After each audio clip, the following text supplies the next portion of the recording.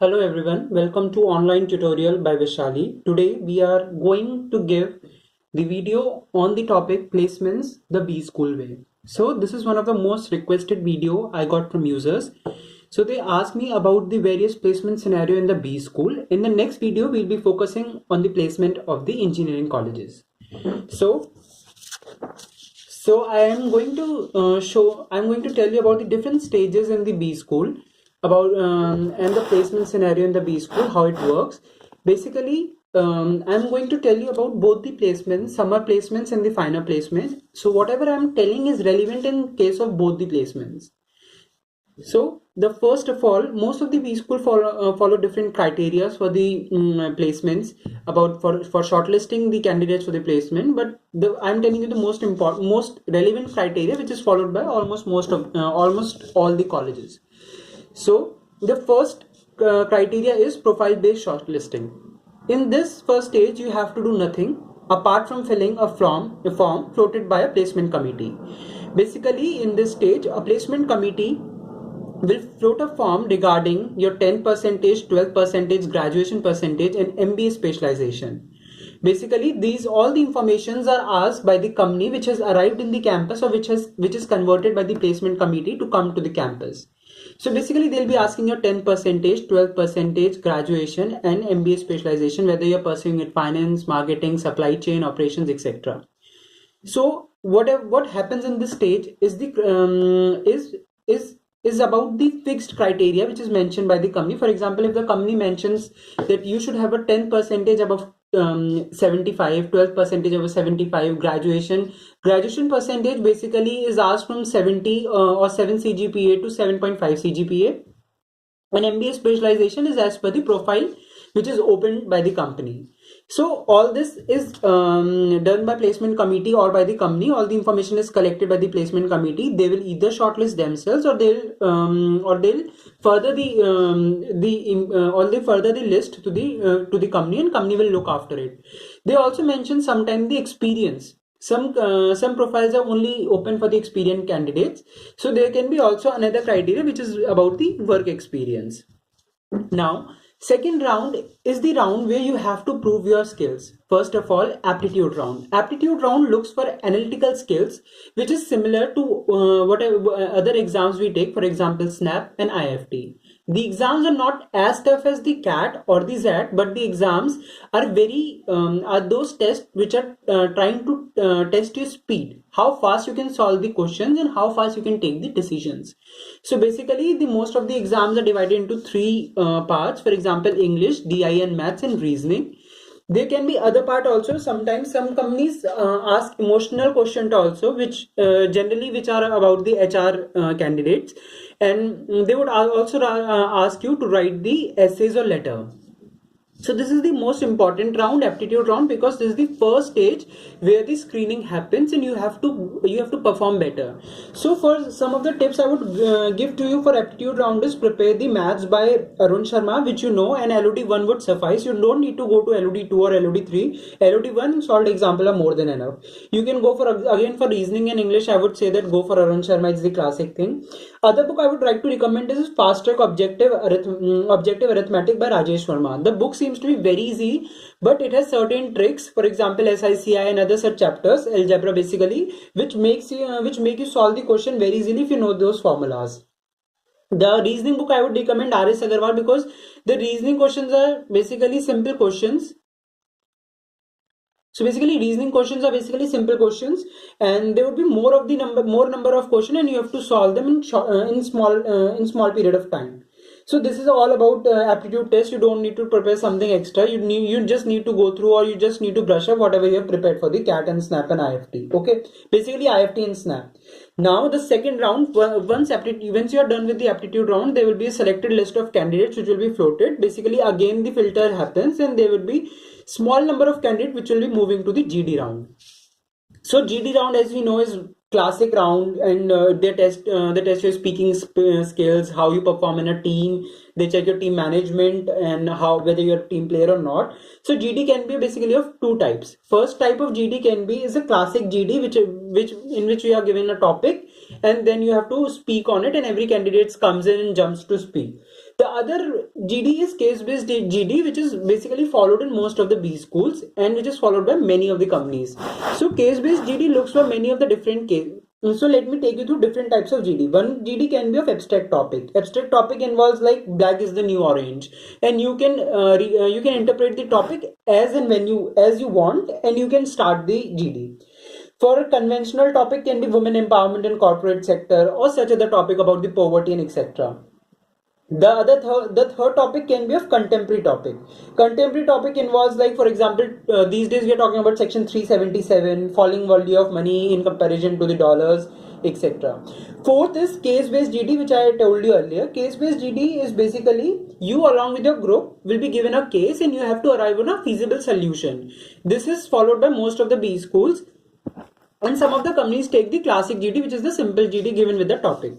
So now we are going to the fourth round, which is this round, which is interview stage. Once the candidate are selected from the GD round, a less number of candidates will be moving to the interview stage. Now the interview stage can be divided into three parts. I have divided the interview stage into three parts. First is CV based, second is technical, third is HR, and final round. But interview can be split into at least 5 rounds also, and maximum to 6 or 7 rounds also. This depends on the company and their policy regarding the interview stages. But nothing changes within the interview. These all are the 3 important criteria they are looking for in the interview. The first interview is CV based interview. It's basically a friendly interview. They want to it's basically taken by HR person or the team, the person in the team which has come for recruitment. They are looking for the candidate, and they want to ask to candidate what skill the candidate is looking for to work, and what are the requirements by the candidate. And here each and everything is generally focused on you or about your CV. So whatever you are writing in your CV, please be clear with your CV. Whatever hobbies you are mentioning, and if you are mentioning any particular hobby which is very peculiar, you should know each and everything about it. And when I tell you each and everything, it means each and everything. So for the CV, for the CV based interview, you should know what is written in your CV. Second point is that CV should be, if it's CV is in the form of the, if your college has a criteria for making a CV, for example, they have a particular format, fit your CV in that format. And if your college doesn't have a particular criteria, then you should try to be very unique and very crisp with your CV. Third is, for example, if you don't have any particular hobby, you can read 2 or 3 books and you can mention about reading in your hobby, which is done by most of my friends, and it really help in driving this the interview of first stage. For example, if you can write some book and then you can mention about that book.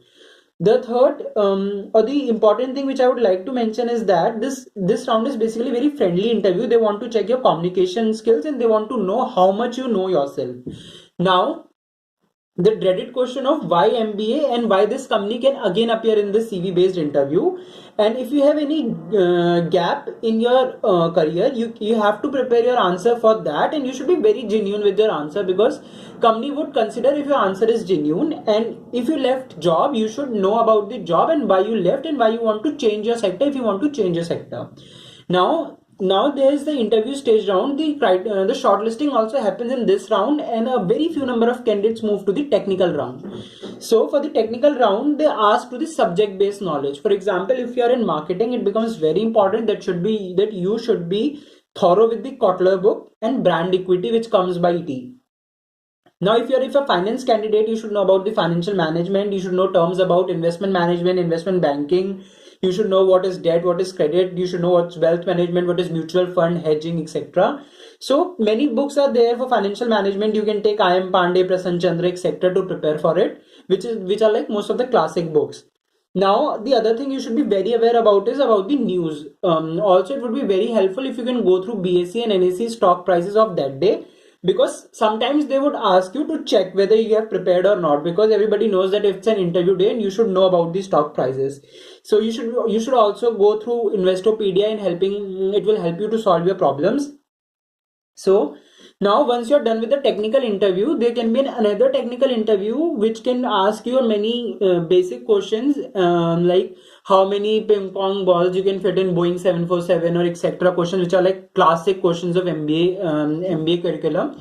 So now the third one is interview stage or third. This stage is also the stage where shortlisting can happen, and you can also be shown the outside door in this stage also. The HR final round is very important because now in the final stage, the HR manager or the higher manager from the HR of the company is looking for certain skill set and the type of the type of aura you have, the type of charisma you have, or the way you deal with things. He or she would be talking about that.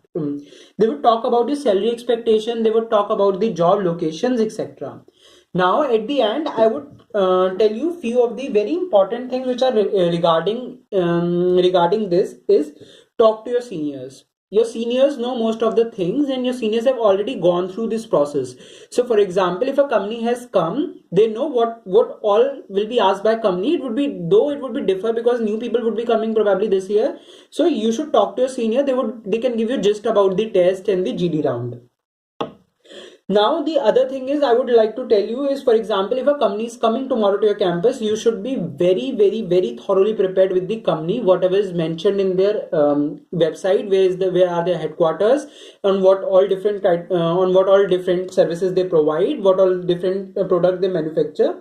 So this is the second thing which I want to mention. The third is know about the job profile. Once you know about the company, it is very relevant what job profile they are offering, and what job profile you're looking for. Are they matching? And if yes, then you should be very thorough with the job profile. Fourth is be active in the pre-placement talk. Pre-placement talk sometimes play a very vital role. For example, one of my friends in the Big Four, when he was giving the interview, some of the questions asked in the first CV based round were from the pre-placement talk, which could help him give the fast replies. So you should be very active in the pre-placement talk, and you should, at least if you're not answering, if you don't have any questions while Q&A round, you should be very active, and you should be a very good listener when the pre-placement talks are being mentioned. So that's all for today's session. Now the next session will focus on engineering graduates, and if you are looking for some other particular session, you can ask us and you can tell us in the comment section. Till then, please like this channel, please subscribe to this channel, like this video, and share and comment. Thank you.